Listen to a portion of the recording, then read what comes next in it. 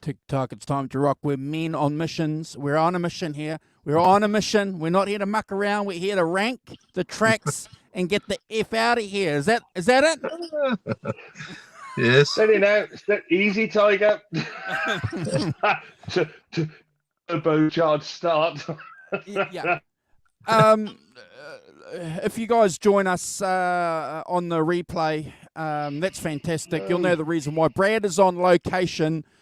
And we're only going to have Brad for a short time, ladies and gentlemen. So we want to get as much information on this album from Brad. So when he leaves us, then we'll come back and be extra specially polite to everybody that jumps into the show. Is that how it works?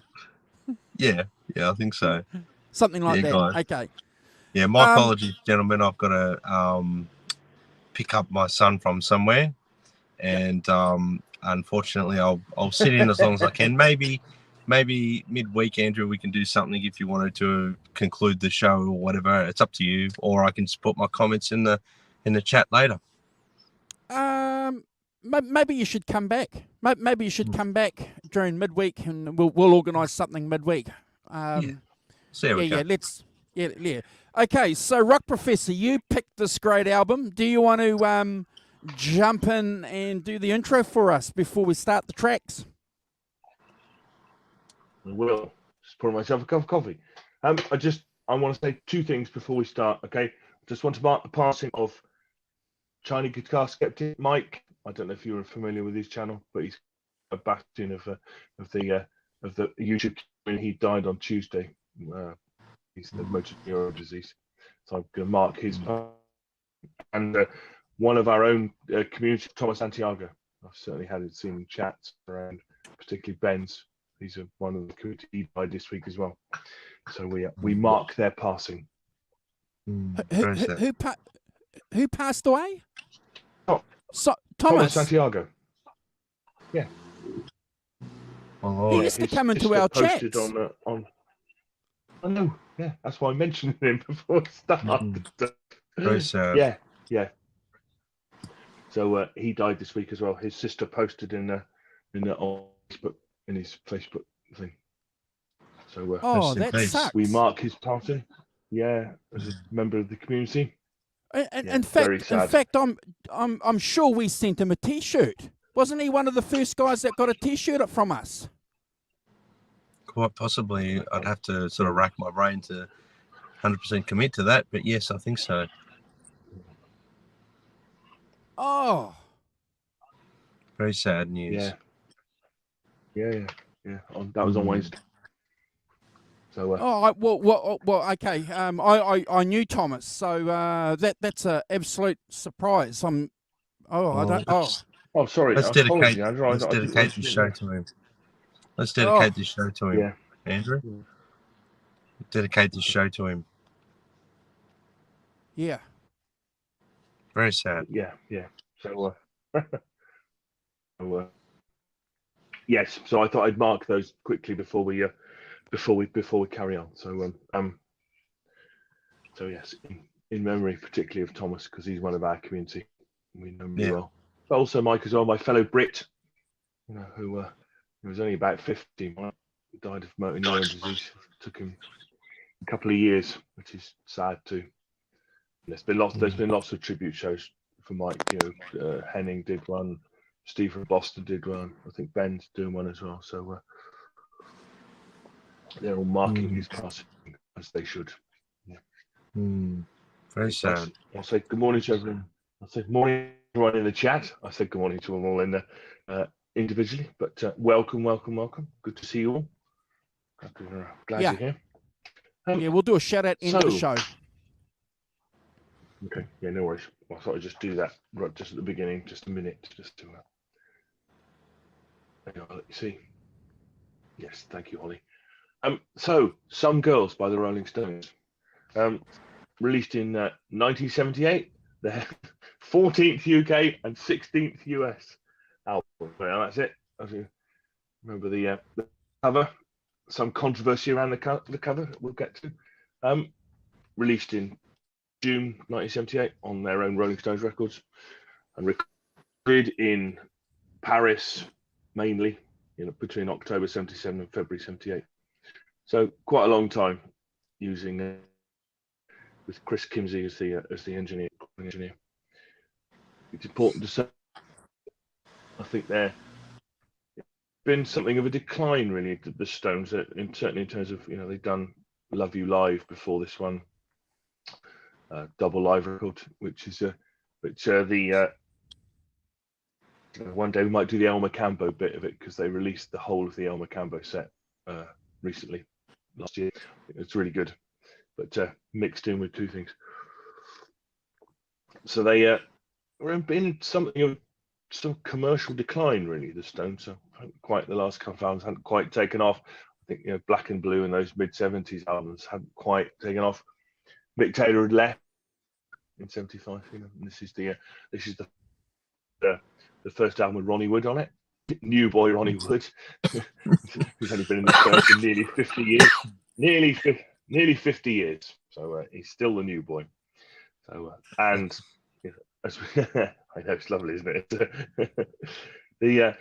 I think that the other thing we should say about in terms of the background is that clearly 76, 77 is punk in the UK is in full blast, and also in New York disco, was the big thing as well. The Bee Gees, that Saturday Night Fever stuff was really going on then, and I think those, as we'll get into it, those twin things of disco and punk really influenced this album in some ways. Some other tracks with it's more of a country feel and things, but very much those two things driving this record, as we'll see when we get into it. Some of the bigger tracks. Bit of controversy around the cover, because they put stars on the cover, a bit like Sgt. Pepper's. Then people like Lucille Ball and sued them to get them taken off. The only person who didn't get taken off, George Harrison, who didn't bother. He wasn't that bothered. Other people were. So, as I said, their popularity in decline. There have been newer bands such as Aerosmith and Kiss who were sort of taking on what they'd done to making it their own. And so they went off to record in Paris and this thing. And we must say that in the background, of course, Keith Richards had been arrested for suspected heroin trafficking in Canada. So we had that hanging over him whilst he was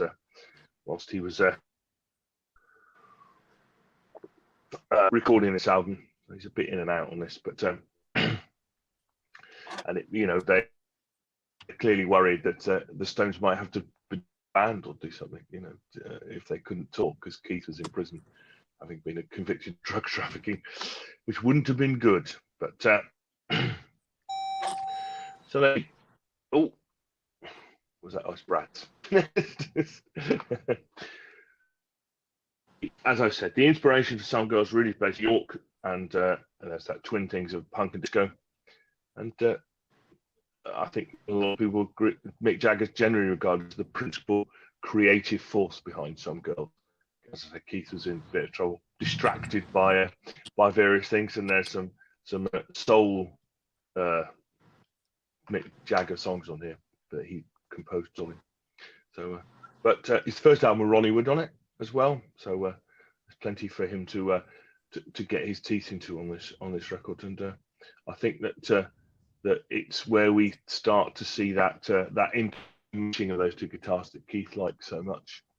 I think more than say Mick Taylor, where there was much more of a definition between lead guitar and rhythm guitar.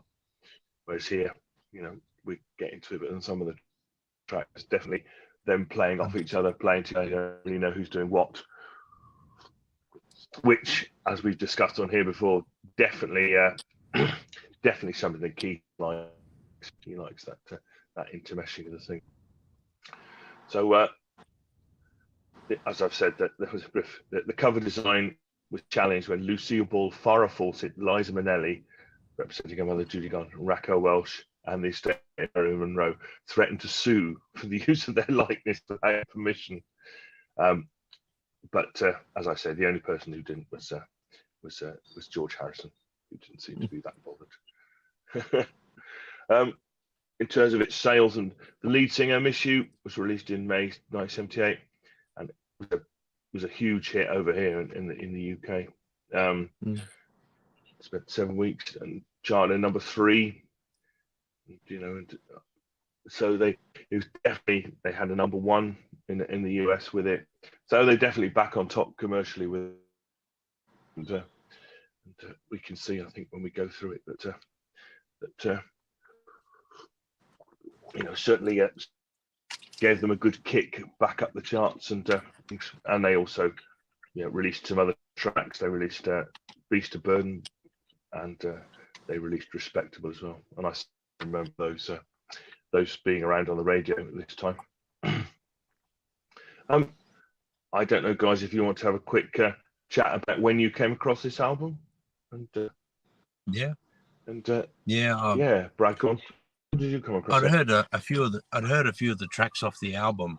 Obviously on other Stones compilations and that, but when I actually got a physical copy of this, I'd heard the entire album once at my friend's house, and I was like, I really like this album. I really enjoyed it. Like, I really enjoyed the overall sound. Obviously I knew Miss You, and I knew Respectable, but when we get into the tracks, I'll explain it a little bit more in detail. But there was a couple that I thought, man, the Stones have really captured something on this record that they, I guess, like you touched on in the intro there, Simon, that they were really, I guess, this is, from my point of view, this is the first real cemented lineup they had for a long time. That there was sort of guest musicians and this and that on the records, and this record, I think the majority, if I'm not incorrect here, was the majority of the performances were done by the band, which I think that so I think that sort of captured on this record, and that's where a little bit of the magic of this record is. And obviously through the years, listening to the Stones on and off, as you do, you get sick of hearing certain artists because you've heard them for 30 years flat out, so you give them a break, and then when you get, this is one album that always surprises me how good it is. And obviously putting it on again after not hearing it for nearly 12 months, I reckon, and putting it on, it sounded so fresh, and I love it. It's close to one of my favorite Stones records now, I reckon, after this week. Andrew. Yeah, it has a diversity to it, doesn't it? That's really good. Andrew. Yeah, I agree. I think certainly listening to it, it's always been on my playlist for years. When I say years, the last 10 years, when I became a diehard, Stones fan again. I've made reference to this many times since about 2012, where 11, 12, where I took this kind of music that we talk about seriously in my life again. It's been on my constant playlist for. But even back in the 90s, Brad, I was listening to this album. It's a fascinating album. It's a great album. And I just want to share with you guys, I've learnt a few things over the last couple of years of doing shows with you guys, and listening to this album has given me a deeper appreciation of some of the things going on. And we'll talk about that with the songs in particular when we come to it. But I just want to do a quick shout out to Ronnie Wood. What a contribution he made to this album. 100%. That's where I think that the album has got a little bit of magic there, because it felt, I guess, from a perspective when you're listening to it, that they felt like a unit again, and that came out in the music. I guess, Correct. Without going around in circles, I think that was pretty much, and I understand exactly what you're saying there, Andrew, after doing these shows for a while now, and actually re-evaluating this album through listening to it as we do when we rank it, it's made me really appreciate what's going on this record. There's some magic there. Yeah. Look, and before we kick off the rankings, I've got a quote that I want to throw up on the screen because I think it's indicative of why this album is such a crucially good album, and I think it's going to resonate with what you said as far as Ronnie Wood's contribution goes, and it's from a book. The title I can't remember, but I promise I will put the title in the notes. But here's a quote here. I'll just get rid of Jim's great comment. Hold on, Jim. I'll get rid of that. But this is what they did. So the room was a large oblong space with a small control room that was off to the centre and oddly shaped, and you couldn't fit more than 4 people in it. And for another, the wall slanted outwards, so it went towards the door. So I'm going to leave that quote on there and come back to it. But what the guys did is they got them to stand together with sound walls hardly between them because they wanted to get that bleed on some of the songs that bleed through. But also, and they got Mick to stand in the centre. So they were creating a live setup when they were recording this album, and I think they did that deliberately to give that kind of feel, Brad, that you mentioned with Ronnie, which was so important. Does that make sense? Yeah, 100%. I love recordings absolutely. When bands record like that, there's an organic feel to it. Sounds great. Yeah. And when we talk about the gear, so this quote here talks about the gear that they used: Mezze Boogie amps, Fender Mustang basses, and the Ampeg Portaflex. So we've got pics we'll throw up in relation to this quote, but I thought this was pretty good, the way that they did this. Again, you know, these sound guys, these engineers, you guys got to remember that the Rolling Stones were the producers on this album, but they still had to rely on other experts, Simon, didn't they, to be able to create something with the albums because they couldn't do it all themselves. Oh no, absolutely. It's it's hold on, I just sorry, the reason is it going to work? No, there's actually oh yeah, it is. Right, go away. So I'm going to put up a picture. I'm going to be bold and put up a picture. Oh, wait, don't do that. Okay, can get a feel for it because I found it on the internet. Which is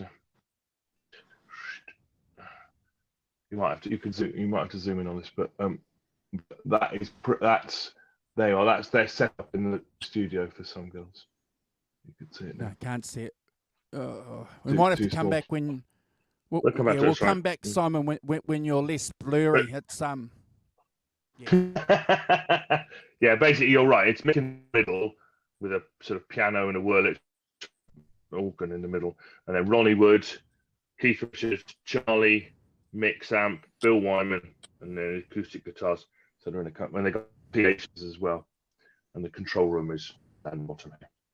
So it's as you say, in a semi.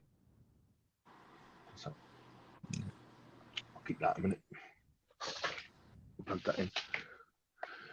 So I came across this album. I think I came across it because when it came out, because I think it got in the UK got good reviews, and it was certainly something that it got better reviews than certainly Black and Blue wasn't that well reviewed. Although Black and Blue is a good record, but I think it was seen as the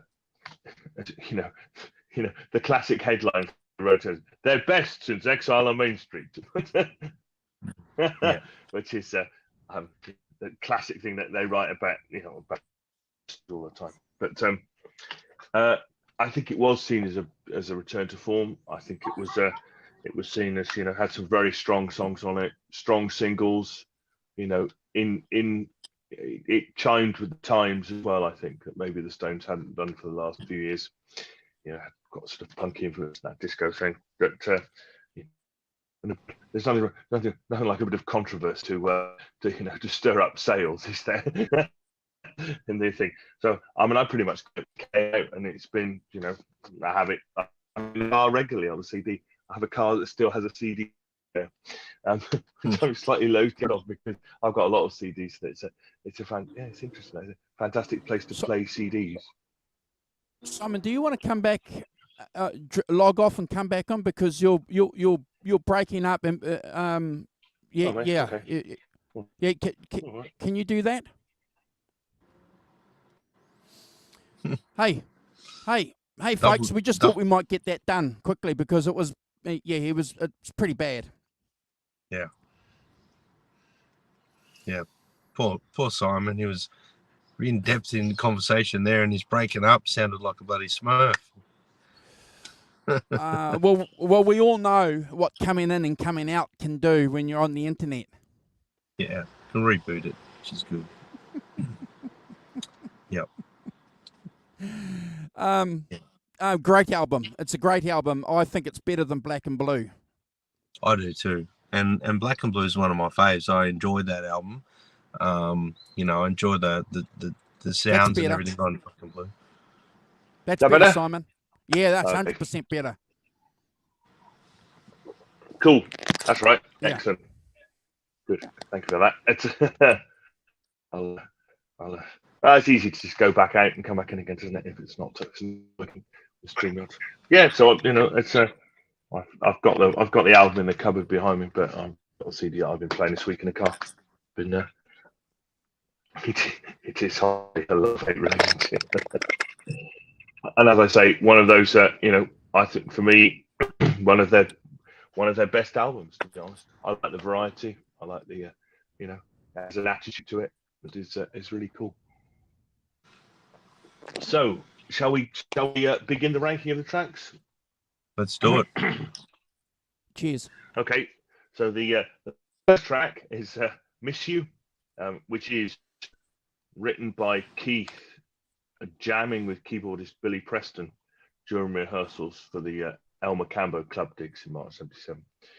And I think Keith is credited as a co-writer, as was the case for all the Rolling Stones originals, written by either partner or although he didn't really have much to it. Interestingly, Jagger and Ron Wood insisted that "Miss You" wasn't conceived as a disco song, whilst Keith said "Miss You" was a damn good disco record. It was calculated to be one. In any case, what was going on in discotheques did make it to the recordings. Charlie said a lot of those songs like "Miss You" and "Some Girls" were heavily influenced by going to the discos. You can hear it on those 4 to the floor and Philadelphia-style drumming. For the bass part as well, Bill Wyman started from Preston's bass guitar on the song demo, and Chris Kimsey, who engineered the record, said Wyman went to quite a few clubs before he got that bass line sorted out, which Kimsey said made that song.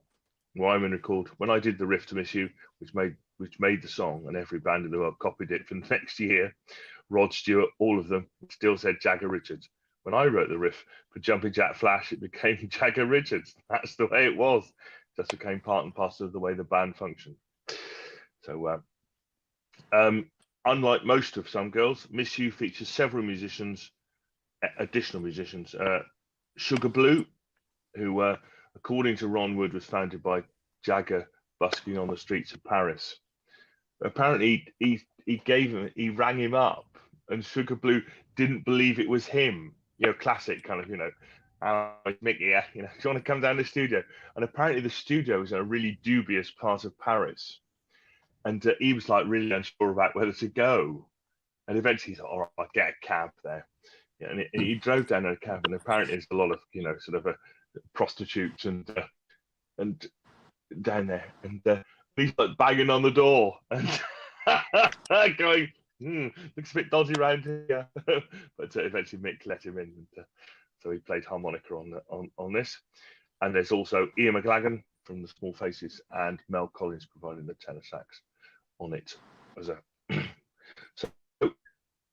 I think that's given what they said, what I've just read out about it, that actually I think the Stones thought about it more as of an R&B record than a disco record. You know, as a kind of, but you know, they're always interested in being a dance band, the Stones, weren't they? You know, all their early stuff is about being a dance band. You know, and I think this is a continuation of it. So it's got that kind of it's quite interesting start to a record, isn't it? It's got quite a slow tempo. It's just got a kind of guitar playing quite a skeletal riff with the and then the bass comes in and gives it that drive, and you've got the harmonica playing the sort of signature bit, do do do do do do do, playing that, which is so in a sense quite a bold move, to open an album with something that's quite clearly got that disco dance to it, but has I think that the bass playing is the driving force of the record. I think Bill Wyman, that riff, that stuff that he plays, as in all disco, drives it forwards and keeps going. Morning, John. And I think that Charlie is solid as hell on it. It's what he plays is not quite disco, is it? It's not enough.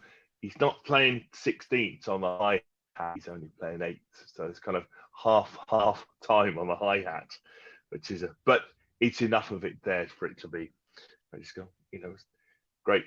I think the sax solo, Mel Collins, is quite a different thing to it's quite a jazzy solo, more jazzy than that kind of R&B type thing that morning, Greg.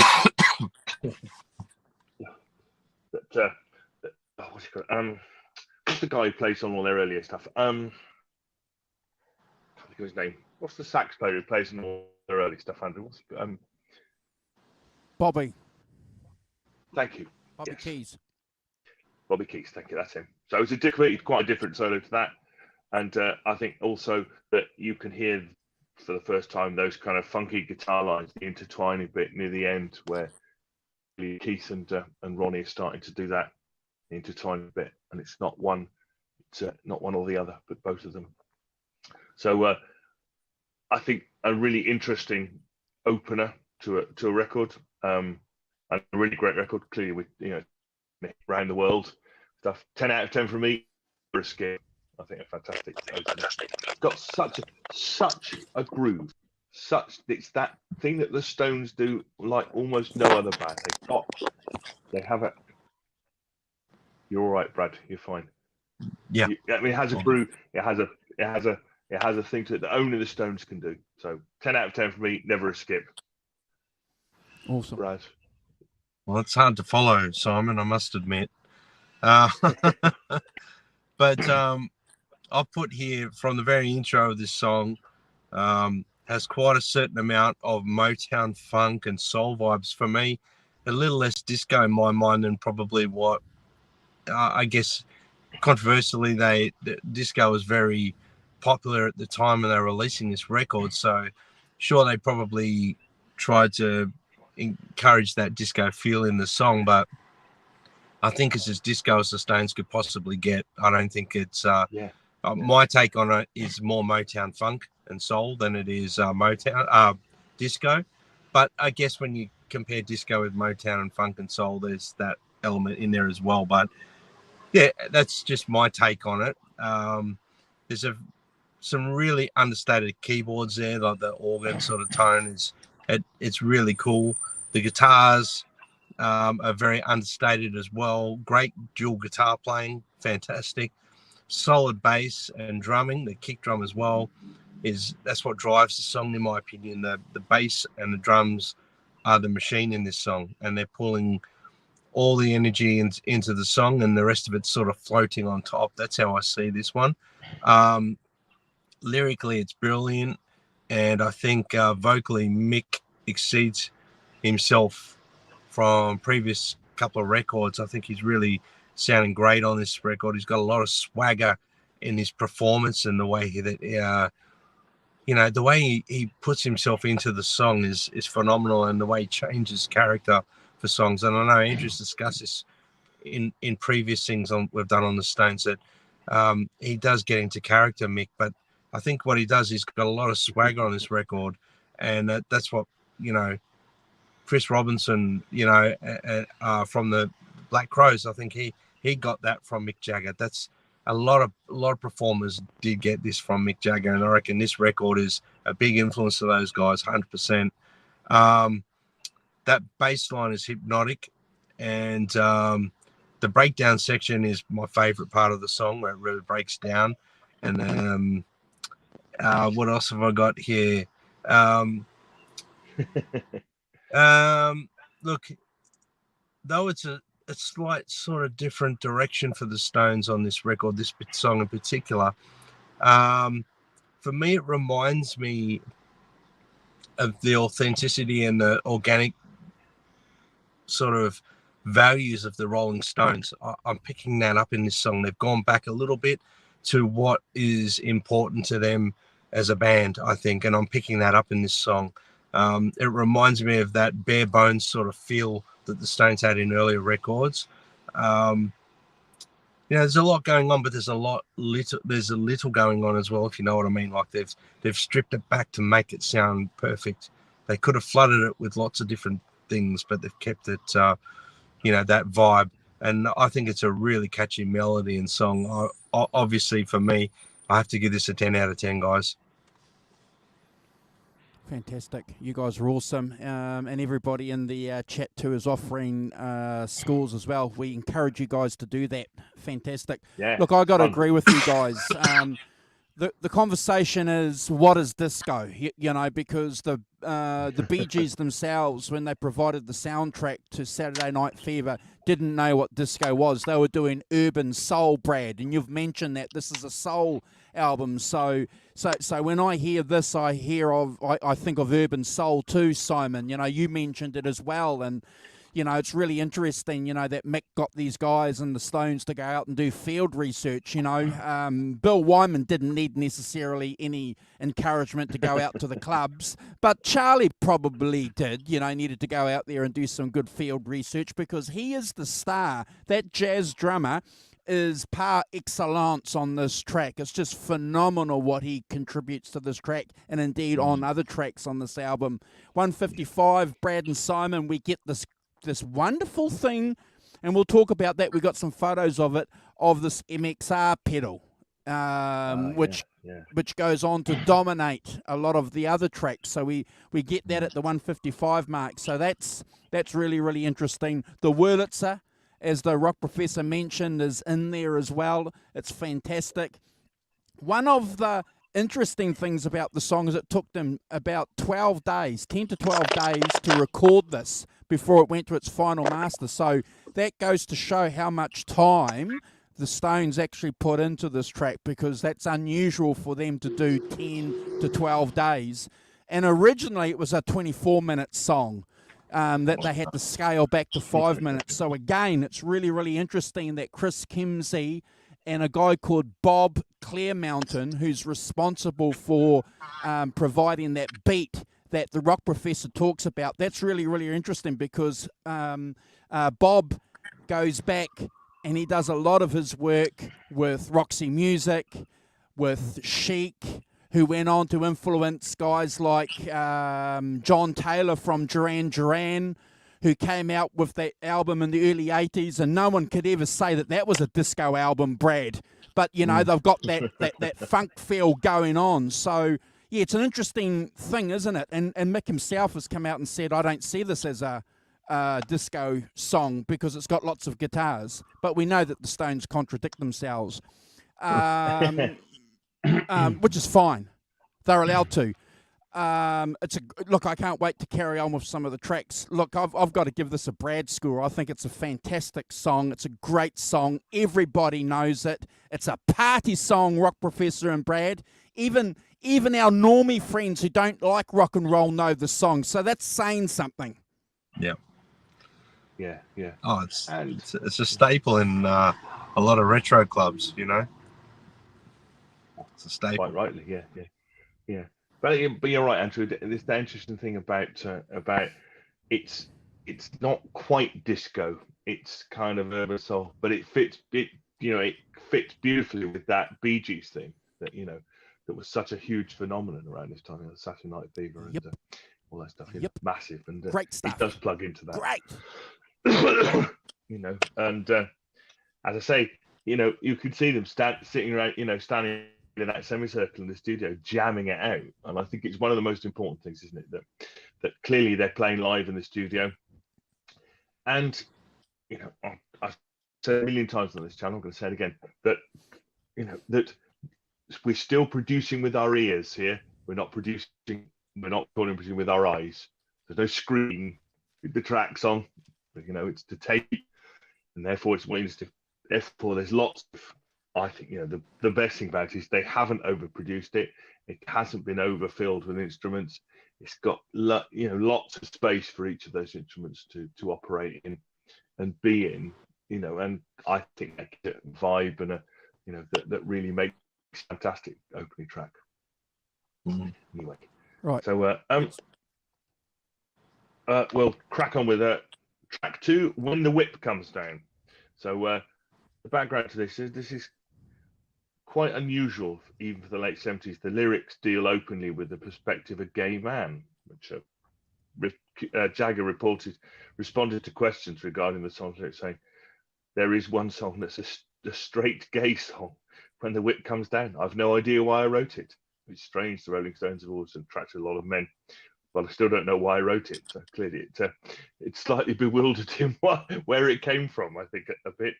And but recorded in Paris, and another of those famed Some Girl songs to feature just the core members of the Rolling Stones. There's no extra people on it.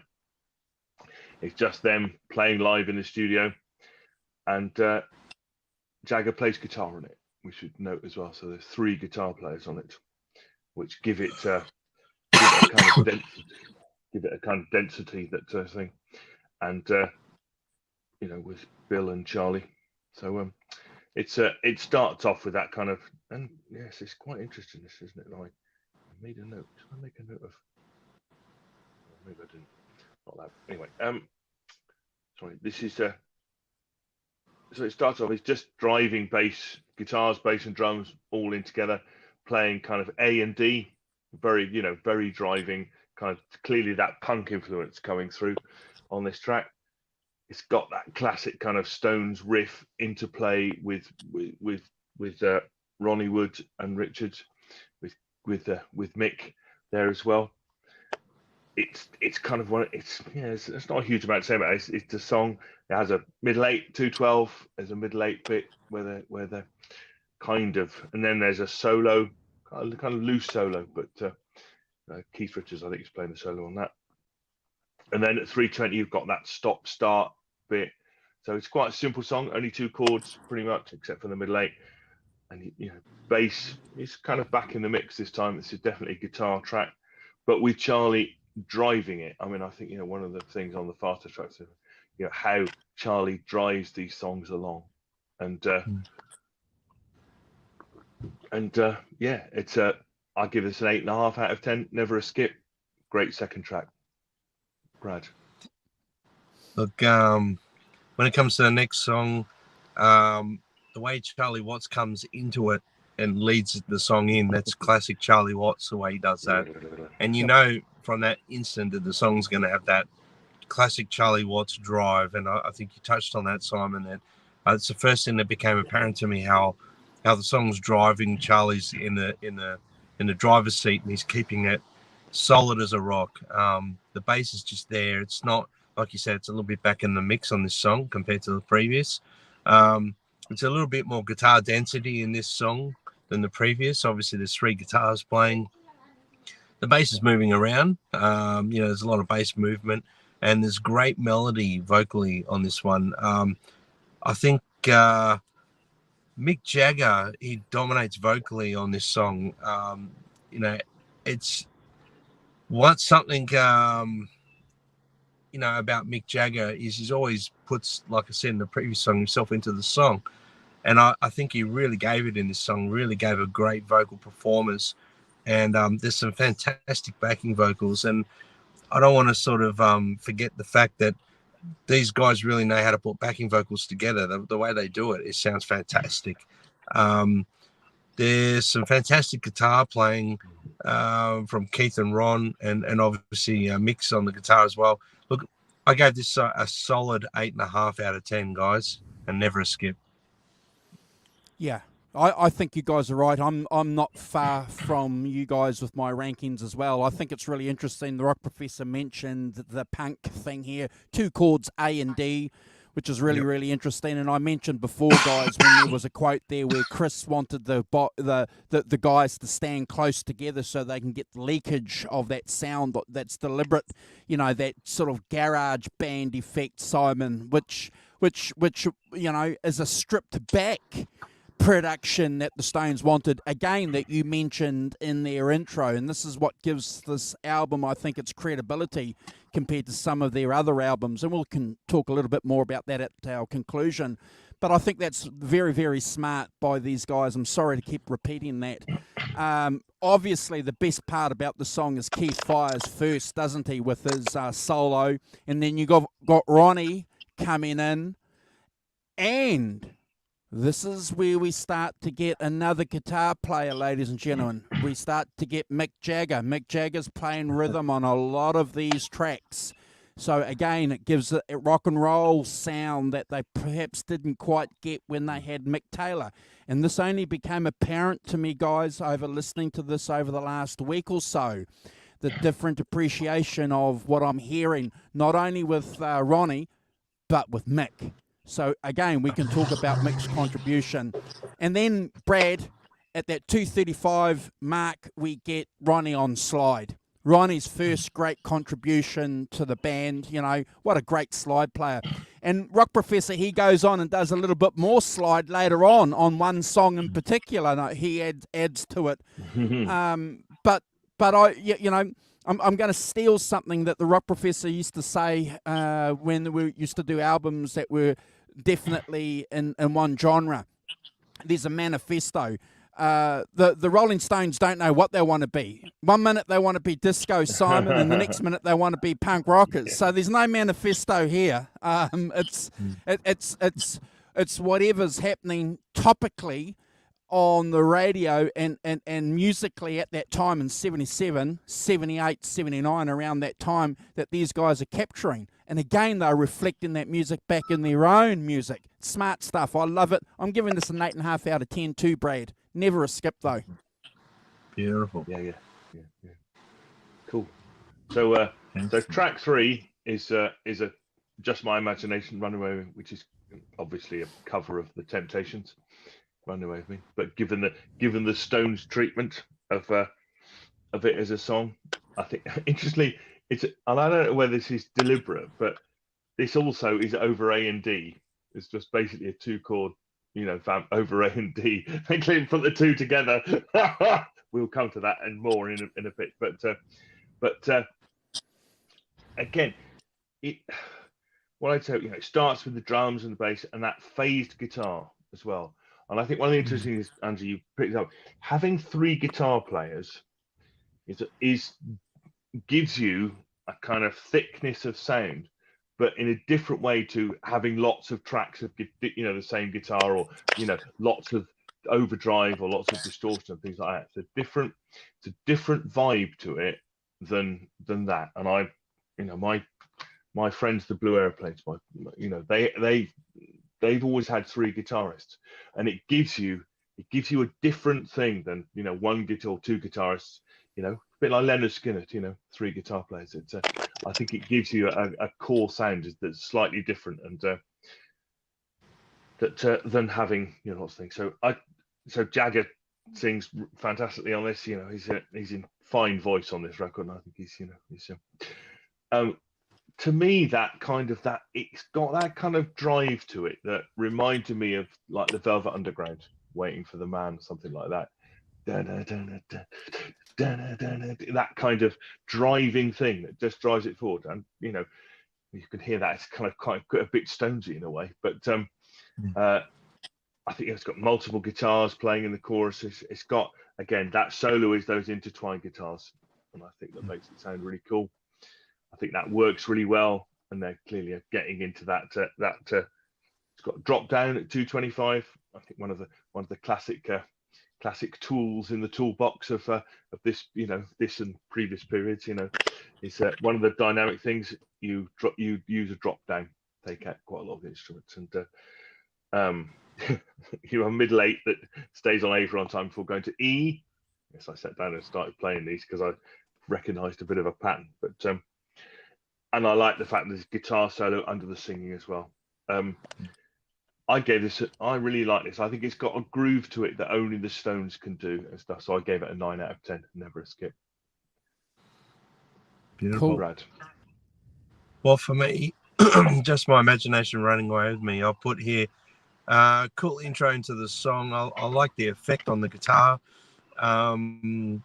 Great laid back feel from Charlie on the drums. Mixing great. Again, some great backing vocals. Some lovely guitar work throughout the whole song. Some wonderful playing by the whole band through the whole song. I don't know what sort of effect it is. The sound on the guitar. Is it a flange or a phaser, guys? I can't work out what it is. Phaser. I think it's a phaser. Yeah. Yes. I love that effect and the way they employ it to the guitar. It sounds fantastic. For me, I gave this a solid 7 out of 10, guys, and never a skip. Yeah, we're not off the pace here. I'm just looking at Hugh's score, 9 out of 10. Solid 9s from people in the chat. Fantastic. Just my imagination. The star, obviously, on this track, Simon, is the MXR phaser. And, right, yeah. you know, that 2-minute mark, we get one of Keith Richards' sleeper solos that doesn't get spoken about nearly as much as it should do. It kind of blew my socks off, guys, when I had to listen to it a few times. It's fantastic. And again, this is another appreciation here of Mick and Mick's contribution to the guitars, and it gives it that fuller sound. Can I just make a 30-second detour on because I only came across this in my mind a week ago when I was listening to this. So I went and watched this. Just hold on for a second. Give me a second. I know that you guys are really busy. I went and watched this 78 live in Texas. Yeah. And what was really interesting is that Mick is playing the guitar. Then I thought, okay, so I went and did some research, jumped online, pulled out some of my books, never read a lot of background information on this album over the years, and wow, what do I come across, Brad? Mick Jagger's playing guitar, not only live, but on this album. So again, you know, the Rock Professor again, you know, gives you that explanation, and you can hear it sonically, and I'm going, I can't believe it. Great album. Great album because of that smart move. And I just want to back up with what the Rock Professor said too, playing with 3 guitars. So I jam with about 4 or 5 different guys. When Carl and I are playing and we bring in another guy that works next to us, Ruben, and you're playing, say, Simply for the Devil with 3 guitars, it's completely different. Yeah. So even on a garage band, so why wouldn't it be with one of the greatest rock and roll bands in the world? Why wouldn't that, you know, extra guitar have a huge influence on this album? So again, we'll talk about this in the conclusion. I love that fuller sound. I've spoken too much already. I'll better pass it on to the Rock Professor. I'm giving this 9 out of 10. Never a skip. Love the song. Rock Professor. Beautiful. One other observation that I'll make about it is that clearly it's a 60s soul song, and actually it's kind of midway between the first track, which is very much 70s disco, and the second track, which is 70s punk. So they've given this kind of soul song a bit more of a punky feel to it and stuff. So kind of bridging that gap between the two things, which I think is great. Smart. You know, as I say, you know, and Jim thinks, because it has that groove. That's what makes it so kind of special, really, to me. You know, it could, you know, so many bands you could just do an A&D vamp kind of thing, you know, and just do it. But without Charlie, without Bill, and that rhythm section is just, you know, underrated and understated. Oh, look at that. Anyway, track 4 is Some Girls, which is like some of their other songs, caused some controversy at the time and since, because of the way it depicted women. I'm not going to read out the line. You can go and look at the lyrics and discover what the controversy was about. This is a family show. I'll sing them for you if you want. No, don't do that. Oh, He's keen, isn't he? Keen on the singing, Mr. Walton. On the car, I could see front man Andrew. But it did cause, it outraged civil rights activists, and you know, in its review of the album, Rolling Stones writer Paul Nelson called it a sexist and racist horror, but added, "It's also terrifically funny and strangely desperate in a manner that gets under your skin and makes you care." And I think that's probably a very good point to make. You know, that civil rights leader Jesse Jackson met with Ahmed Ertegun, the chairman of Atlantic Records. But the record company refused to edit the song for future releases, and the band issues a statement saying the lyrics actually mocked stereotypical feelings towards women. And you know, I think it's he has, you know, Mick said that, and you know, later, and so apparently they wrote, Jagger and Richards wrote this song about the women in their lives, mostly groupies. Richards said they would call the song "Some Girls" because they can never remember their names. Dear me.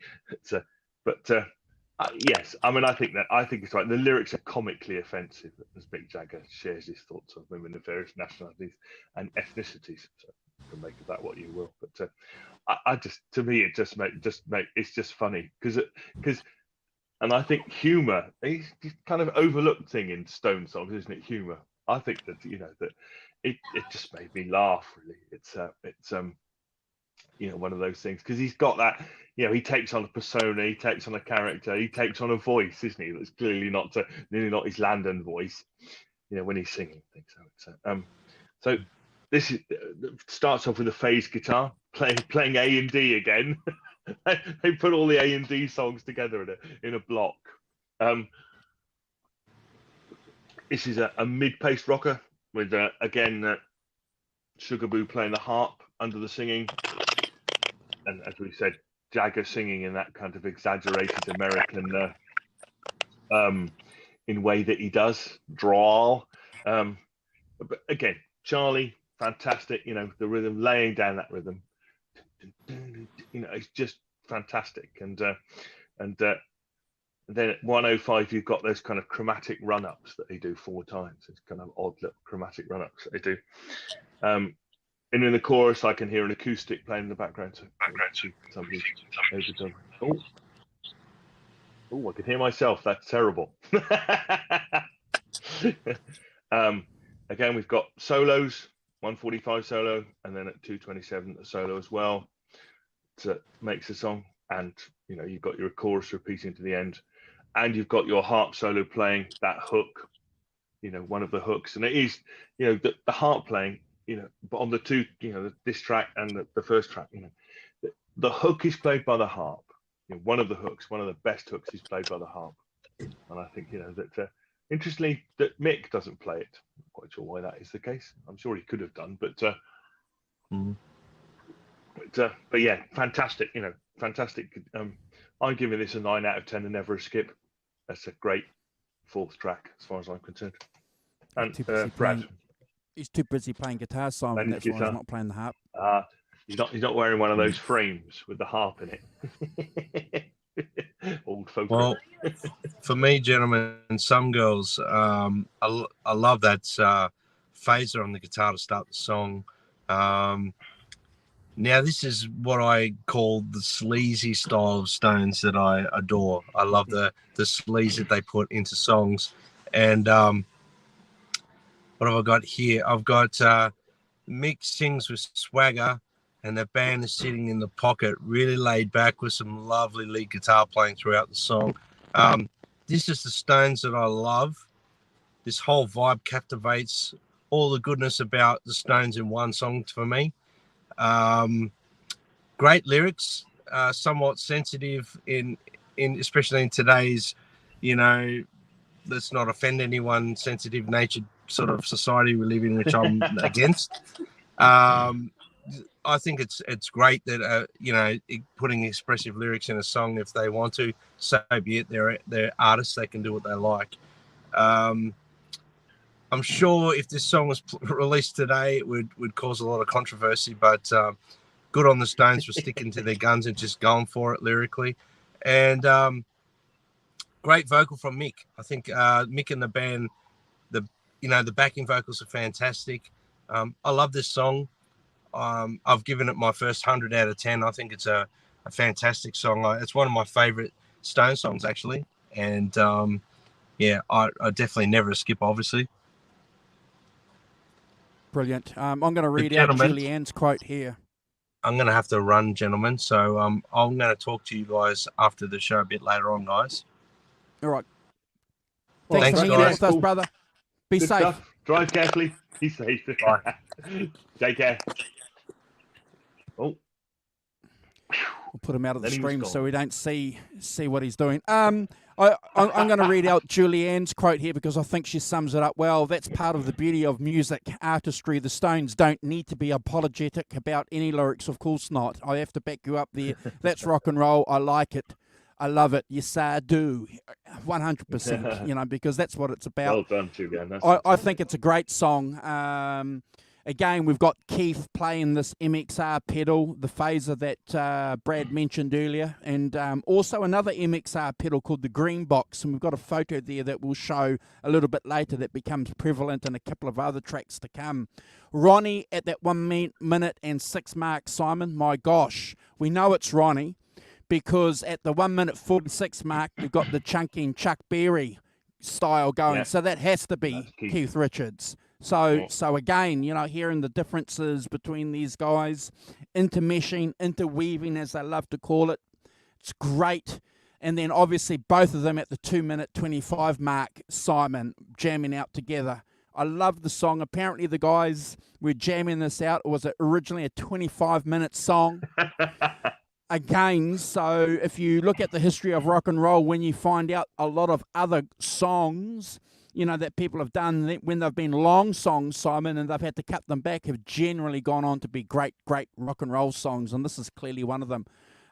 Look, I have to give this a 10 out of 10 too, Simon. I love the song. I love it. It's got that groove that you spoke about earlier that only the Stones have, and again, I've got to back you up with what you said too about the fact that you've got Bill Wyman and Charlie providing that essential bass and drums foundation. And again, they get better as this album goes on and on.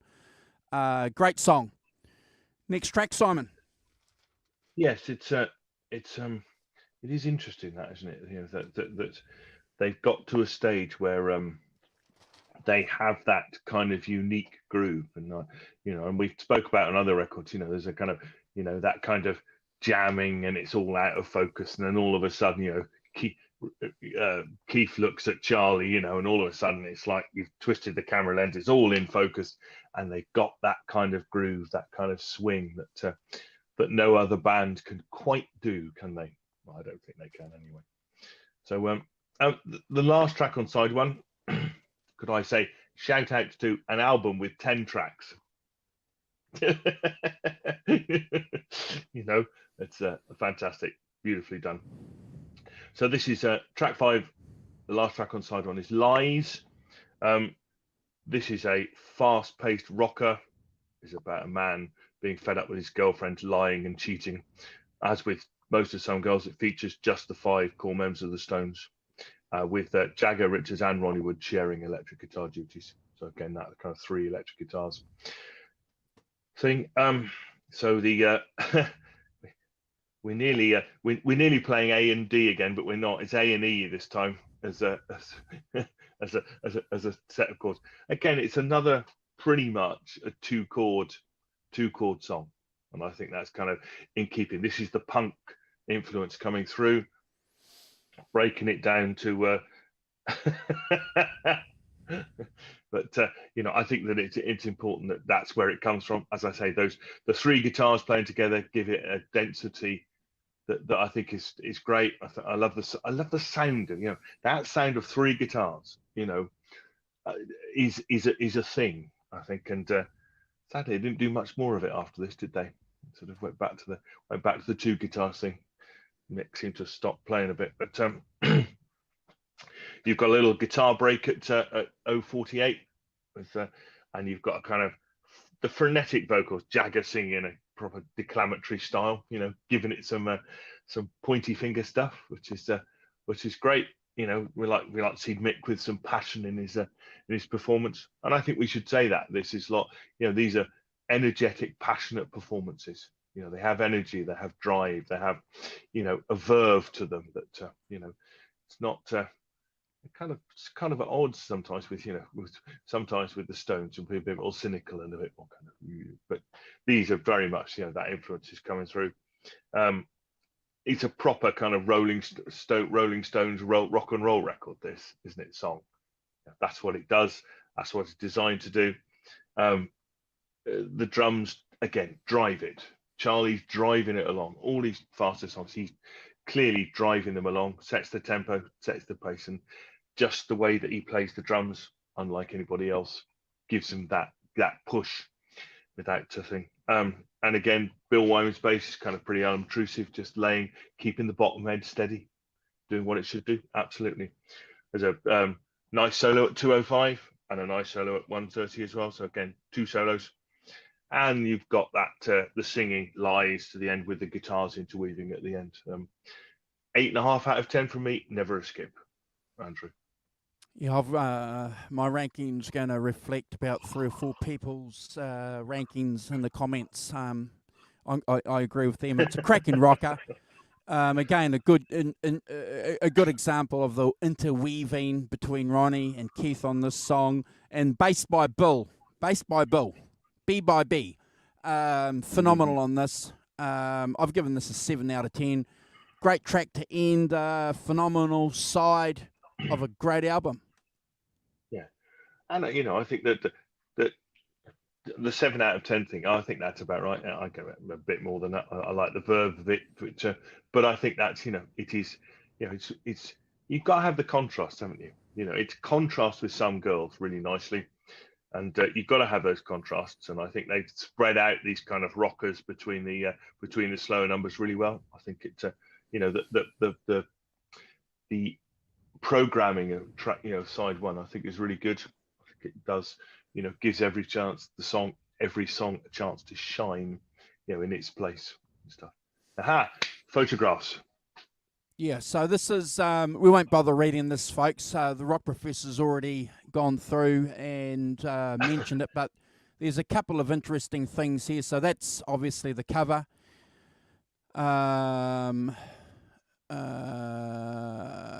This is the advert where they got it. That's from. the advert. Yeah. Yes. Yeah.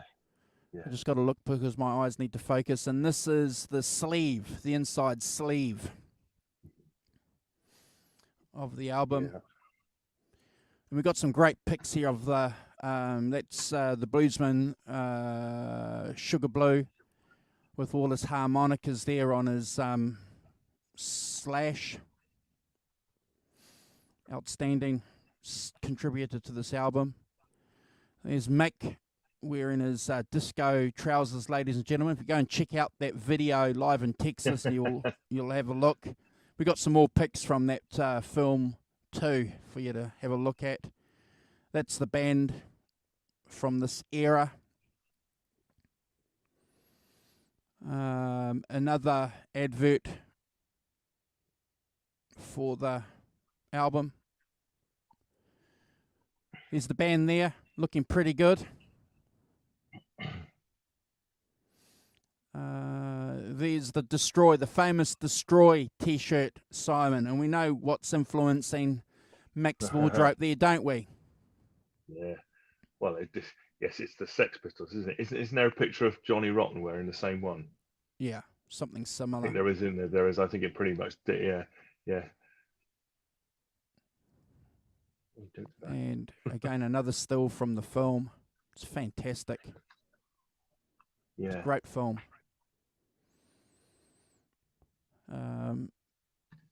That's another gig, Simon. That's not from the film. I've got a couple of interesting pics here that I want to share with you that I took from that era, from that 78 era. So here, look, a basic kind of stage setup, Simon, not relying on digital effects that they're using today, using a lot of your own imagination, but you get the idea there of Beautifully the done. band. You know, the height of artistic engineering back in the late 70s. But look at this. This is the Stones at JFK Stadium in 78. So you got to remember, guys, in 78, you know, they were packing out stadiums, Rock Professor. Oh, absolutely. Yeah. Still. Yes, no, they still would do it, even though their albums weren't necessarily, the previous ones, as I said, weren't necessarily selling that well. Still packing out the stadiums, 60,000 people or whatever it is. Yeah. Mick playing a straight. Precursor, isn't it, to today, where you earn all your money playing live, not from records. But there we are. So I've got. Yeah, that's what he plays, doesn't he, Mick? He plays a Strat, doesn't he? When he's playing, that's what he does. Yeah, on that 78 tour, he's playing a straight. And I always thought that Charlie looked interesting around this time. And so I've thrown this. He looks like, he looks like an academic here. I don't, he just looks very interesting. Very interesting look. Yeah, fantastic. Yeah. Okay, so let me just run through these. So some of this is the gear stuff. So you'll notice there behind Keith is a Mesa Boogie amp. And this quote here that I threw up, both Ronnie and Keith recording through Mesa Boogie amps. So that's the Mesa Boogie amp there that he's playing through. And here's the pic of it. There, Simon. It was a Mesa Boogie Mark II-C, which had a graphic equalizer on it. You know the funniest that they went to Randall Smith, who made these Mesa Boogies, having heard Carlos Santana playing them, and said we'd like some of those. Clearly, but he wouldn't. He said you've got to pay for them. So, Yes. So they had to cough up for them. I think it's get them for free. Good for him. But I love that tone. Love the tone on this album, and obviously Mesa Boogies took off, didn't they? Because of these 70s rockers to the stage now, where Mesa Boogies are hard rock amps, Simon. So here's an interesting little bit of archaeology that I want to share with you guys. So you see that I've circled somebody or something. We know who that is. That's Mick. But behind there, you'll see there's a bass and a bass amplifier and a little cabinet. And this is the bass head that Bill used straight into the mixer, straight into the board, Simon. He didn't go through a cab. So if you have a look here on this quote here, he used an Ampeg Portaflex amp that was DI'd straight in. So again, not frightened to go straight into the board with his bass. But he was very familiar with that amp because he'd been using it for a long, long time. So he knew, obviously, what this amp could do. Yeah.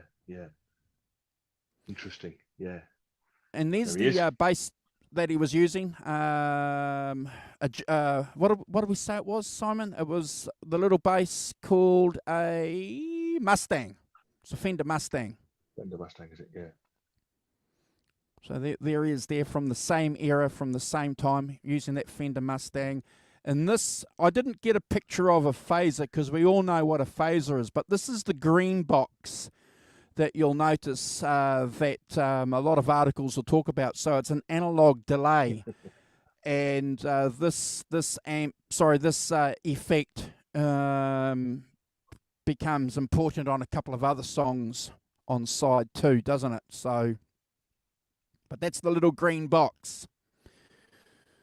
Thank you for allowing me to share the pics. That's cool.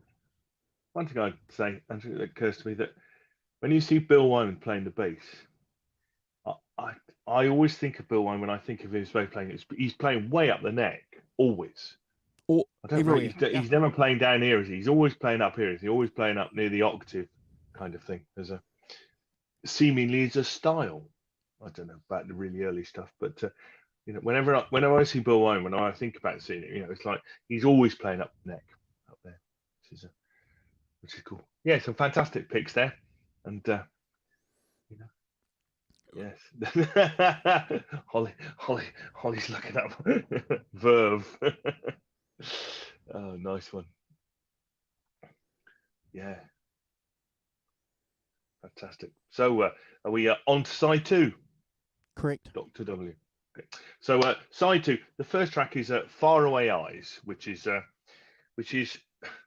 pretty much it's a kind of straightforward country song, really, isn't it? With it's got very much that country vibe to it. An interesting starter to side two, kind of opening out. You know, the first side has been either the disco thing or the punk thing, whereas this is neither of those things. This is a very much a kind of thing.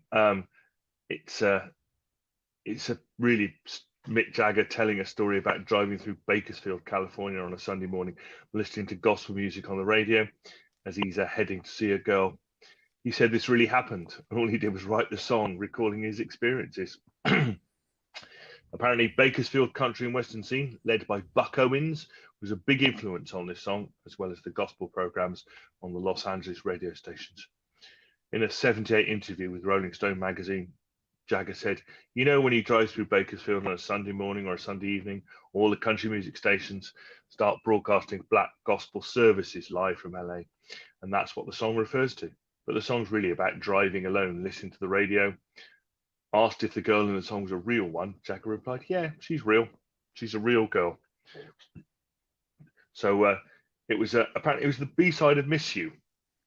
So it's quite a contrast, isn't it, to Miss You? You flipped it over expecting something similar. It's I think it's you know I think this is fantastic. It's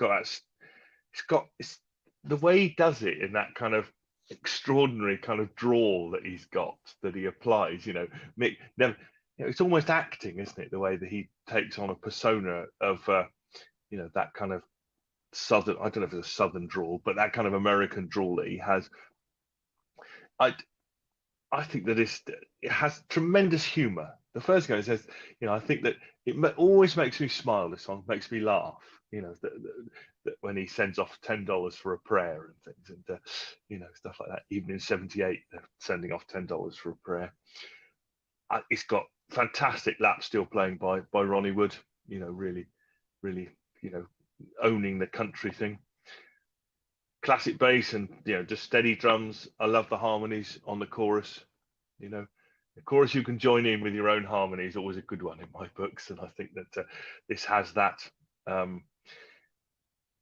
And yeah, I gave this a 10 out of 10. Never a skip. I think this is a fantastic evocation of America. You know, that country American thing, and you know, I think that you know, although it's humorous, it does that job of that evocation so fantastically well. It's fantastic. So I gave it 10 out of 10 and never a skip. Andrew. Yeah, look, I agree with you. I think we all know this, don't we, that country music is an important component to the Rolling Stones' music, to who they are as a band. You know, it became prevalent from Beggar's Banquet, you know, and then every album from there had elements of country on it and in it. And, you know, while the rock professor said there is a bit of humour and funniness to this song, there's also a bit of seriousness, because it is a blueprint of who the Stones are as lovers of the American music landscape. You know, and they're paying it back, not only by playing the music, but by giving us some interesting lyrics, Simon. There's a couple of things about the song. Yeah, I agree with you. The way that he gets into character with his voice always intrigued me. Always intrigued me when I was a young guy, and it intrigues me today. But go and watch the video to this. The video was hilarious because Mick Jagger is acting. He's a great actor. The way that he's looking at, you know, with that southern drawl, and he's looking dead spot on in the camera, it's like this guy's not joking. No. It's there phenomenal. Are jokes. There are jokes, but he's not joking. Yeah. No, No. I just think it's phenomenal. Obviously the lyrics are hilarious. They are hilarious if but that's the Stones. And we've mentioned that before. And as Julianne said, that's rock and roll. That's it. Take it or leave it. You already mentioned the pedal steel guitar by Ronnie. My gosh, I've spoken to a lot of guys over the years who are country guys. And they'll tell you, every single guy will tell you that that's a master class in pedal steel playing, Simon. Ronnie nails it. And because of that, I've got to give it a 10 out of 10. It's just fantastic. I love the song. Brings a big smile to my face. Like you said, every time I hear it. Yeah. I'll just give a quick example of the lyrics that just made me laugh. And the preacher said, you always have the Lord by your side.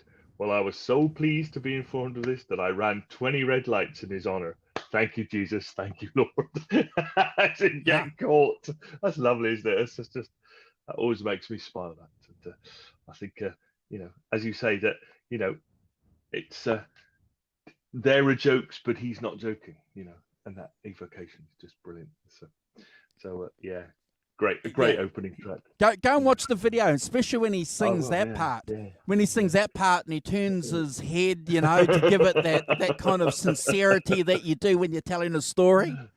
Yeah, it's lovely. Yeah, it's fantastic. So, see, bringing a smile to my face just thinking about it now. So it's well done there. It's brilliant stuff.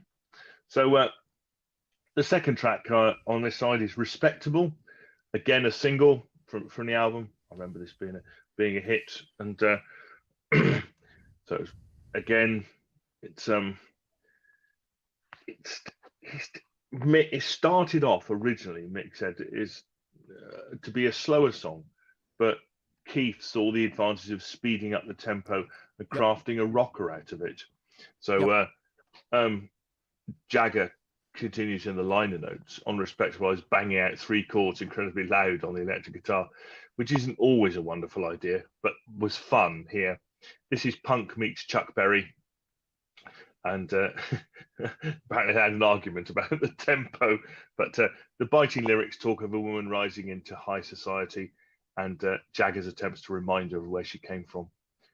Yeah, he said at the time of the release, "Respectable" really started off as a song in my head about how respectable we as a band were supposed to have become. We're so respectable. As I went along with the singing, I just made things up and fit things in. Now we're respected in society. I really meant the band. My wife's a very honest person, and the song's not about her. It's very rock and roll. It's not like Bob Dylan's Sarah. Respectable is light-hearted when you hear it. That's why I don't like divorcing the lyrics from the music, because when you actually hear it sung, it's not what it is, it's the way that we do it. And I think that's, if ever there was a manifesto of the Rolling Stones, that's it, isn't it? It's not what it is, it's the way that we do it, as much as anything else. So as he said, I think they're perfect. It's a Stones rock and roll song. So punky in A, and it has that very kind of 12-bar blues, structure to it. Mm-hmm. Jagger's swaggering, that he's swaggering best, sneering and slurring and rambling out, spitting out the lyrics and stuff. It's got cool bass line, driving drums again. Charlie, driving along, understands how to drive a rocker.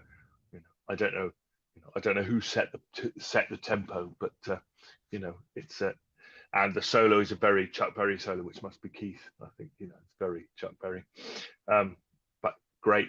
Fits in with the song, exactly what the song needs. And remember, in 1978, it's only 22 years after rock and roll. After Elvis, started, so it's pretty close to even then, although it seems like a long way away, musical terms.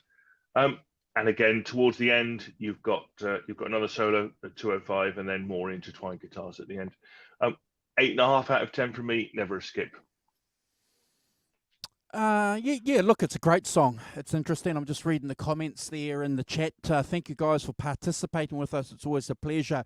There's some sense of urgency, isn't there? Deliberate urgency by the band on this track. I read a quote where somebody said that Mick's edgy punk ethos is sort of coming through on this. This is by somebody who's reflecting on this album a couple of years later. And look, so what? I agree. There is an element of that influence in this album, which is great. And again, ladies and gentlemen, wonderful little thing going on here. Go and listen to this on headphones, because in the center of the stereo, you've got Mick Jagger playing guitar, which is really, really good. And it's a key theme that we've been talking about and that we've picked up collectively, and certainly myself individually over the last week. At the 125 mark, you've got clearly Keith coming in, because you've got the Chuck Berry chug, which is fantastic. And then at the 209 mark that the Rock Professor said, you've got Ronnie doing his thing. So again, this identifiable individuality coming through on these tracks, which is fantastic, which is, the ingredients of the Rolling Stones, and the fact that this band realised that they were going to do that with Ronnie Simon on this album is a credit to them. Obviously they'd been playing together, been rehearsing and doing a lot of stuff together for them to come to this. This is something that you don't just stand there and say, you're going to do this and I'm going to do it. It's something that develops naturally as a band kind of performs. And then you've got an excellent set of vocals by Mick. Look, I'm giving this an 8.5 out of 10. It's a great song. Never a skip though, Rock Professor. No, absolutely not. And is an integral part of those faster rock and roll type punky songs that are half this album. Yeah. So yes, it's a really great, and kind of is a I think a very sensible contrast to track one. How do you follow track one? Well, you either follow it with more of the same, or you follow it with a contrast, don't you? And you used to follow with something strong and as a contrast, and I think that works really well. So track 3 is Before They Make Me Run, which is a rare foray from Keith in the singing department. So this is written by Keith. The song is a response to his arrest for heroin possession in Toronto in February '77. The criminal charges and prospect of a prison sentence loomed over the Some Girls recording session, and clearly endangered the future of the Rolling Stones in some ways. So in the lyrics, Richards reflects unapologetically, on his lifestyle up to that point, which is what you'd expect from Keith. The line, "It's another goodbye to another good friend" in the first verse can be interpreted as referring to Graham Parsons, or who died of a drug overdose, or heroin itself. So take your pick there. Keith had sought medical treatment for the heroin addiction following his arrest in Toronto, and his resolution to overcome his addiction will be a significant factor in his upcoming trial. He recorded the song in 5 days without sleeping. Originally entitled "Rotten Roll," it was recorded during one of Mick's absences from Some Girl sessions. The completed track, a high-energy rock and roller, features Richards on lead vocals, acoustic and electric guitars, and bass, Ronnie Wood on pedal steel, slide guitar and backing vocals. Well, I don't hear much of a pedal steel, but anyway, and a slide guitar, and Charlie on drums and Jagger on backing vocals, basically.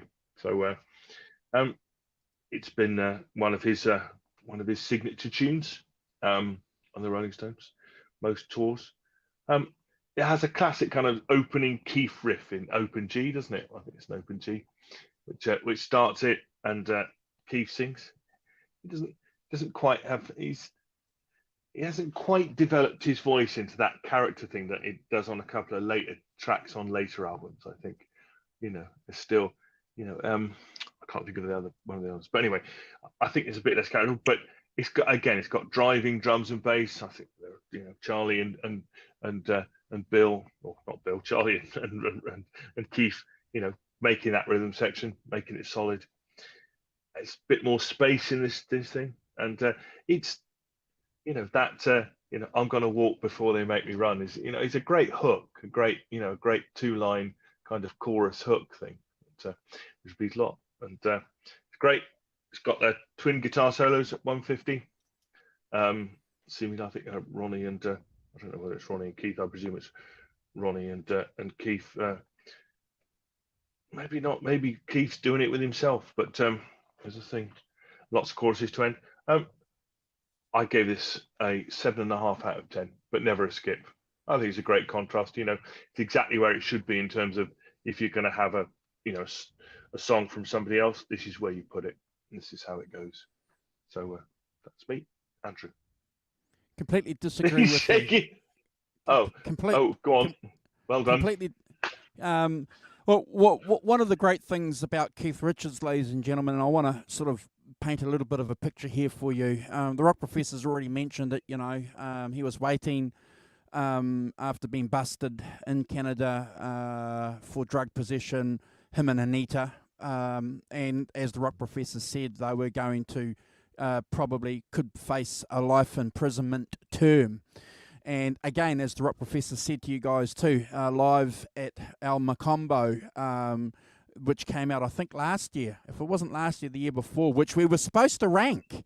We spoke about it on one show. So we're going to have to, obviously, before the year's out, rank that because it's a great recording. Because that's one of the reasons why they didn't convict Keith, because Keith had to go and do a benefit concert, and this is one of them. But while the punk rockers are pretending to be punk rockers and drinking lagers and getting angry with the police and the Queen and writing songs about the Queen, Keith Richards is the real deal. He's the rock and roller. You know, he was seriously getting in trouble with the cops, Simon. So let's just make that quite clear. You know, he was, yes. Yeah. Keith Richards wasn't pretending to be something which maybe some of the punk rockers at the time were. And that's okay. I just want to point that out. In Keith's book, he's got this wonderful quote, and he says that this song is a cry from his heart. He said that in 2010. And that's always born in my memory, that quote. So every time I hear this song, I think, okay, this is Keith Richards doing what a lot of songwriters want to do, can't always do on a song, but certainly on this song, he's bearing his inner essence, you know, on this song. And because of that, I love that. I love that backstory. I love songwriters living the real life, Simon. You know, Townes Van Zandt and Bob Dylan, you know, living the real life, living on the road, giving some credibility to their songs. And this is a song that's doing that because he's clearly in trouble. Got Ronnie on slide. Again, we've mentioned Ronnie before, and his contribution to this album and this song gives it that credibility that he needs.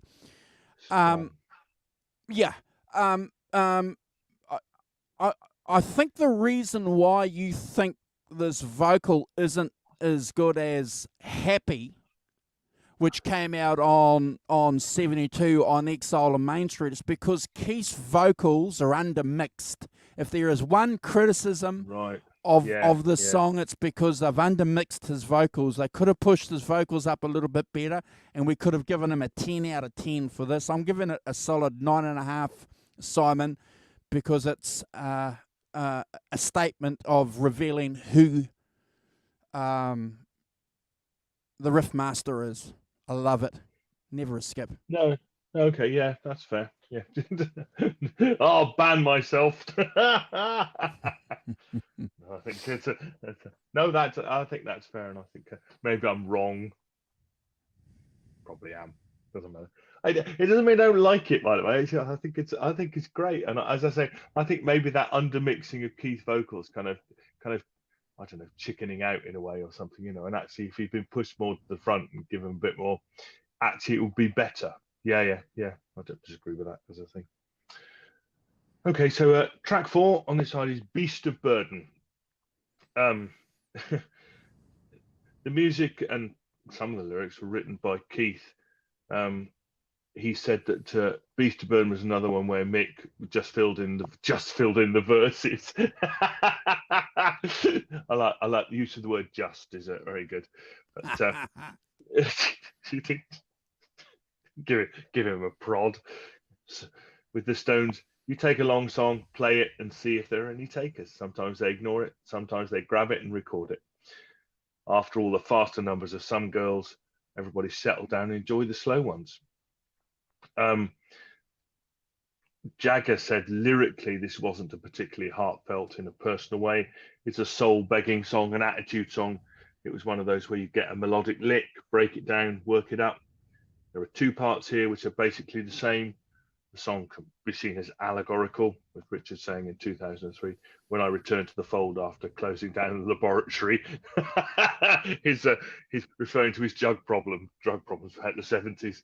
I came back into the studio with Mick to say, thanks, man, for shouldering the burden. That's why I wrote Beast of Burden for him, I realise in retrospect. Characteristically on the song, Richards and Wood trade off rolling fluid licks. Neither is really playing lead or rhythm guitar. They both slip in and out of it. So this is a really good example of the intertwining that they play. Fantastic. And both Richards and Wood play acoustic and electric guitars, with Ronnie Wood playing the solo. But again, it's Charlie Watts. He locks in the groove immediately after that great opening riff, giving the mid-tempo song a worthy beat to carry it through to the end. So yes, kind of slow guitar riff in the beginning, mid-tempo drums and bass. Great singing from Mick, as I say, great drums from Charlie. I think that the difference, as I said earlier, that these songs are lifted to a different level by the way that Charlie plays, that groove that he lays down, the speed, the tempo, the rhythm, how it all works together. I think is fantastic. The intertwined guitars, I think is great. This is one of my favorite tracks. I gave this a 9.5 out of 10. Never a skip. It's a great stuff. As I say, I love that groove, and I love the vibe of it and the way they do it. Andrew.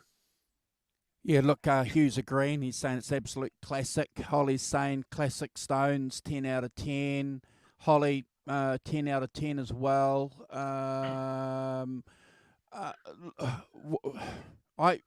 What can we say about the song? It's a song that our normie friends know. It's a radio song. It's a classic song that's on classic radio for obvious reasons.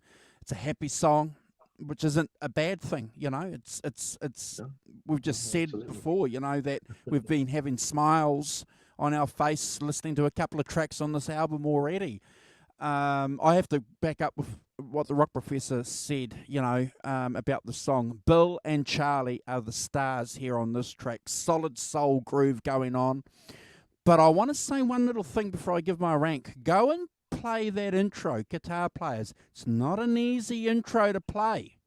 It's not easy, and you might get deceptively fooled and think because of the simplicity, but because it's in standard tuning, the groove has to be. It's not a groove that you can automatically get when you're in open G. When you're playing open G, it's easy to get that groove because you're basically using one finger as your bar and then your two other fingers, so you can just pop them in and out, pop them in and out. It's really easy to get that groove. You try and get that funk soul groove playing on standard. It's not easy, Simon. No, absolutely not. No. And again, Ronnie's class as a guitar player comes through, doesn't it?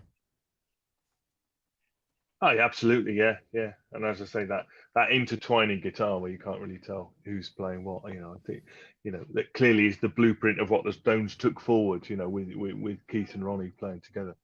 It deserves its place. Never better. Never better. Yeah, it deserves its place in rock and roll history. It's it's a radio song. It's a popular song. It deserves its. I've given this a 10 out of 10. So it's a great song, happy song. Love it, Simon. Yeah, and interestingly, completely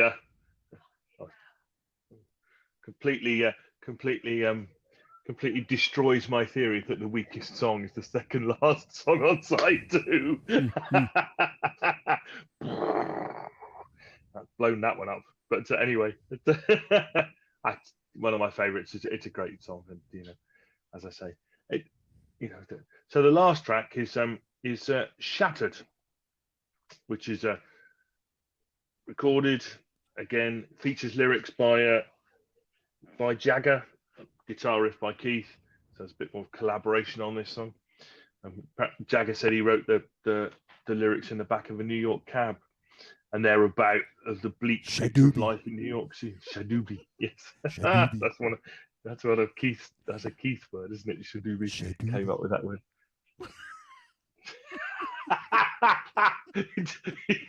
Just keep doing it all the way through. We're testing your comic timing. Shadoobie. Oh dear. I'll tell you a story. I'll tell you a story when I talk. No. All right. Okay. Fine. Okay. So the lyrics are a bleak picture of life in New York City. The Stones always had a love-hate relationship with the US, and Jagger's lyrics are often influenced by his thoughts on the country, and New York in particular, which is a place where you could be wildly successful, but also a city filled with drugs, crime, and poverty. So most of Keith's work is basic rhythmic patterns strummed out on alternating tonic and dominant chords with each bar, utilizing a relatively modest phaser sound effect for some added depth. Bill Wyman wasn't there, so Ronnie Wood played bass on the track. It's basically, it's in E, and it has that kind of it's got that E and E two. Again, it's back to this kind of punky 2-chord vamp thing. The drums drive it along, really well. Give it that thing. It's got that half-spoken thing that Mick's, adopted later on. That he uses to great effect. Half-spoken backing vocals behind him. Solo, 2 guitars, twin guitars solo thing going on. That's really cool. And hand claps, always, for a good hand clap. And the phaser effects on the guitars. And there's quite a sort of spaced out, last couple of minutes. I gave this an 8 out of 10 and never a skip. Good ending. Good ender. Energetic. Fast. That's a hilarious song, isn't it? Time for a story. Yeah, it's a hilarious song. The phasers turned up on this one. It's definitely cranked up, and it's the effect of the pedal boards around that time. Eddie Van Halen's using a phaser, isn't he? And Flanger, 78, 79, their first album is dominated with those kind of effects, and the Stones have got it too. I always thought it was Shadoobie. Julianne's saying it's Sharubi. But we always look. I was always a good boy, but I used to hang out with people who were bad boys. And anyway, here in New Zealand, you could get cigarettes that were called doobies. and okay. Don't know what you mean. Yes. And if it was a Shadoobie, it was a good one.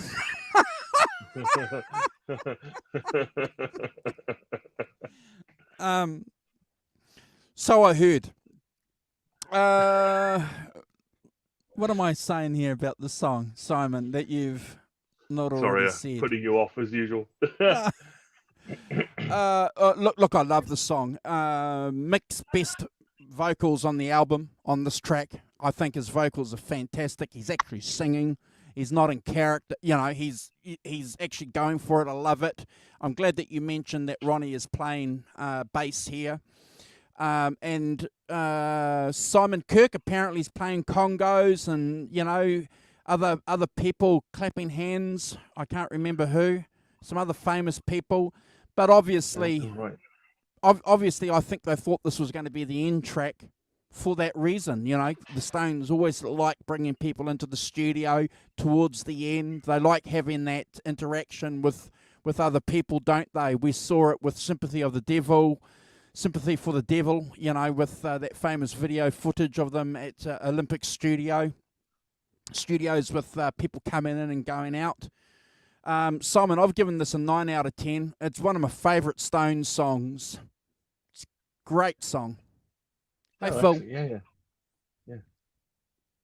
So, Jazz cigarettes. Yeah, you got it, Hugh. Jazz cigarettes. Oh dear, lovely. So there we are. That's the Rolling Stones, Some Girls. I think a great record. I think that its diversity is its strong point. It has the backbones of the disco and the punk thing. That's clearly influencing them in a good way. Making them drive it along. And I think the stars of the show definitely Charlie Watts for sure, Ron Wood. Particularly because of where I think their influence. He did, didn't he? Yeah. God, he did. Yeah. Turn to Stone. Good call. That is from Jim, as ever. Yeah. So yeah, I think a really great record. If you don't know it, check it out. It's fantastic, and I really enjoyed having on in my car. The It's last of the great Stones albums. One. I think. Yeah. Yes. Then we get into the variable stuff like Tattoo You and Undercover and things. But we're okay. Yeah, and so the album that came out in Emotional Rescue, Undercover, Emotional Rescue in 80s, Patchy, Tattoo You, which we've ranked on the channel. It's a great album, but it's leftovers, so it's not really a statement by the band. It's a lot of tracks left over from Exile, and then you've got the 80s. We done Tattoo You? I can't even remember. Yeah, we have. Yeah. Oh, Lord. And then you got Undercover, which is we'll never do that album. No. I mean, Steel Wheels we might do. We might do Steel Wheels, but we'll never do Undercover. Bridges to Babylon. I always had a bit of a soft spot for Bridges. Yeah, that's great. Yeah. Voodoo Lounge. Yeah, Voodoo Lounge is a great album. Yeah. I think it might be worth investigating some of those late 80s, early 90s. I'll possibly see what I'm always in for a reassessment of those things. See if they're. I can remember I've got Bridges to Babylon somewhere that I did like. Played it in the car quite a lot. It was good. It's a great album. So, Julianne, you asked who these gentlemen were at the beginning of the show. So, Brad's normally in his studio at home doing this. So, Brad is the backdoor man. We're here this time every week. Go back and have a look at our channel, please. And we rank an album this time, the three of us, and we have guests on. So, if you ever want to come on as a guest and rank an album with us, let us know. We're always happy. We've had Jim on. We've had Hugh on. Yeah. As an example of people currently in the chat. But if anybody ever wants to come on and hang out with the Rock Professor and I and Brad, we're happy to fit a schedule in to make it work. We'll find out what we're going to do later on in the week with Brad. Either we'll come back and go live with Brad. We'll work something out. Brad's got the pick for next week, hasn't he, Rock Professor? He does. Yeah, he does. Yeah. But Holly, if you want to go on and rank an album, you just need to say the word. Yeah. I.e., what's the album? And we'll do it. It'd be fantastic to do it. Yeah. Awesome. So the Rock Professor is going to, because we didn't get a chance at the beginning of the show, ladies and gentlemen, to say hi to you all. The Rock Professor is going to do that now before you guys go, and then we'll probably cruise. So Jim, just under 50. Thanks, Jim. Brooks Reed, he says, glad I was able to make the live stream. I'd love to make it on an album, Eric Clapton. Brooks, if you message Andrew, if you want to come on and do an Eric Clapton album, we're in. We know Brooks. Brooks came on to the channel through Michael when we first had Michael on. So Brooks, love to have you on. Yeah, yes, fantastic. Just message Andrew and we'll fix up a date. That's the way it works on here. Pick your favorite album and we'll see if we can do it justice. My performance last week, but we'll see. But so yes, by all means, Holly, as ever. Thanks, Holly. Got the mug back this week. Stole it back from my daughter this week. That's good. And we have and Ellen, of course, Ellen and Hugh Caldwell. Thanks, Hugh, for dropping by, and Julianne as well. Thank you, Julianne, for your comments. Fantastic stuff. I love the fact that people are getting into the the groove of scoring the tracks and stuff, and seeing where we go with them. I think that's I'm happy that you're doing that. I think it's a bit of fun for us all to join in on. So Hugh, Ellen, Lot, Holly, Jim, Tim Thomas, who was in earlier. Tim, thanks mate for jumping right.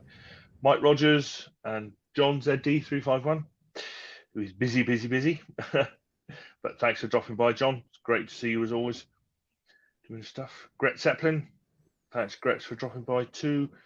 Fantastic stuff. James Baker. So that's really cool. Fantastic to see you, James. Thank you very much for dropping by. Sorry, I'm getting near the top. But, Johnny Heartbreaker as well. Johnny, nice to see you, mate. I hope you're good. 708. I missed Jay. Apologies, missed you completely. So apologies for that. We were, I think, concentrating on getting on with it due to Brad's short time. Phil Byers, thanks for dropping by, Phil. So fantastic. Thanks to everyone who dropped by. I hope I got everybody. As I say, noticed Jay over there, 708.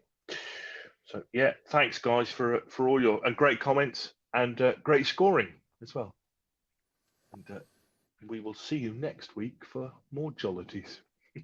Yeah, we'll find out what Brad's album is. If you follow us, if you subscribe, if you've already subscribed to our channel and you've hit the notifications, you'll get that when we finally put that on the channel. But if you're on Instagram and you want to find out what we do here on the channel, it's easy. You can follow Simon the Rock Professor. We've got them scrolling there on the bottom there. It's easy. If you're on Instagram, Simon Williams 33. If you want to follow Simon, he's 1/3 of the Unfakables. Brad Cook Music. Really easy. You can find Brad, and if you want to follow me on Instagram, it's at _5150_show. So you can follow us over there. We're always doing things over there as well. We always appreciate the support.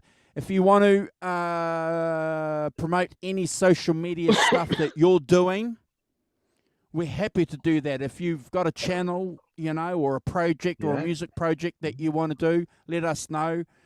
We're happy to do that because it's what we do here, Simon. It's about collaborating with people, and if you're in the chat, you're part of the family. So that's the least we can do for you. We can't buy you a coffee, beer, or a slice of pie, but we can share your social media links.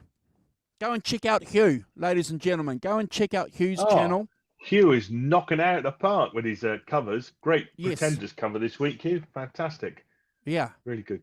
Great song. You do it. Yeah, it's really cool. Hugh, if you want to do a Jimi Hendrix album with us, have a chat with us because we've done a few. But there's a hell of a lot of Hendrix albums which are out there which we haven't done. So I think we've done all three of them, haven't we, Simon? We've done the first. Have we done two. Axis? We've done Axis Boldest Love, and we've done Are You Experienced? And we've done the blues album. We've done the blues album. Yeah, well, I think those are the three we've done, isn't it? Yeah. So we haven't done the the third one. Electric Ladyland. Electric Ladyland. Yeah, we haven't done that, and we haven't done Crosstown Traffic, and we haven't done any of the later blues, the live ones as well. Which anything you want to do, Hugh, in the Hendrix line, please. Yeah, fantastic. All right. Well, thank you for hanging out with us. It's been a pleasure as always. We love hanging out with you guys. It's always a highlight, personally, hanging out with the Rock Professor and Brad and everybody in the chat. You guys give us a lot of support, and it means a lot to us. Thank you. Yeah. Yes, it does. We love it, and I love the band of people we have here. Doing the stuff, doing the scoring, great intelligent comments, and that kind of, as I said last week, that kind of open, honest thing about, you can give a score to a song and it's fine. What you think of it is what you think of it. And I think that's really important to us, isn't it, Andrew, that people are allowed the space to, to be constructively critical about what we're doing, songs or whatever we're doing, and feel free not to like something or like it as as you think fit. I think that's what's really cool about everyone here. Take it away, Eric, the orchestra leader. Take care, all. Stay safe, and we'll see you next week. Bye.